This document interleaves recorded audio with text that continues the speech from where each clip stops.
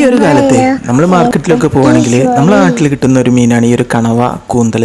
നമ്മളിവിടെ കൂന്തൽ എന്നാട്ടോ പറയാം. അപ്പോൾ ഈ കൂന്തൽ ആദ്യം തന്നെ നന്നായിട്ട് കഴുകി വൃത്തിയാക്കി എടുക്കട്ടോ, മുറിച്ചെടുത്തതിന് ശേഷം.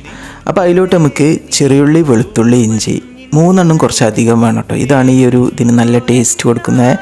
ആവശ്യത്തിന് എരിവിനുള്ള മുളക് പൊടി, കാശ്മീരി മുളക് പൊടി, മഞ്ഞൾപ്പൊടി, മല്ലിപ്പൊടി അതുപോലെ തന്നെ കുറച്ചധികം ചേർത്ത് കൊടുക്കണം. ആവശ്യത്തിനുള്ള ഉപ്പും കൂടി ചേർത്ത് കൈകൊണ്ട് നന്നായിട്ട് തിരുമ്മിയെടുക്കുക. അതിലോട്ട് ഈ ഒരു സമയത്ത് വെള്ളമൊന്നും ഒഴിച്ചു കൊടുക്കണ്ട കേട്ടോ. ഇതിങ്ങനെ തിരുമ്മിയെടുത്തിട്ട് നേരെ കുക്കറിലിട്ടിട്ട് ആവശ്യത്തിനുള്ള കറിവേപ്പിലയും കൂടി ഇട്ട് അടച്ചു വെച്ചിട്ട് ഒരു 3 വിസിൽ വരുന്നത് വരെ വേവിച്ചെടുത്താൽ മതി കേട്ടോ. 3 വിസിലൊക്കെ വന്നിട്ട് വെന്ത് കഴിഞ്ഞിട്ടുണ്ടെങ്കിൽ അതിൽ ആവിയൊക്കെ പോയി കഴിഞ്ഞതിന് ശേഷം കുറച്ച് വെളിച്ചെണ്ണയിൽ, കുറച്ച് മാത്രം മതി കേട്ടോ വെളിച്ചെണ്ണ. അതാണ് ഇതിൻ്റെ ഒരു പ്രത്യേകത എന്ന് പറയുന്നത്. അപ്പോൾ അത്രയും വെളിച്ചെണ്ണയിൽ ഇതുപോലെ ഇങ്ങനെ ഫ്രൈ ആക്കി എടുക്കുക. നല്ല ടേസ്റ്റാണ് കേട്ടോ. ഇതാണിപ്പോൾ ഇന്നത്തെ ഡിന്നർ സ്പെഷ്യൽ. ഇതുപോലെയുള്ള റെസിപ്പിക്ക് ചാനൽ ഫോളോ ചെയ്യണേ.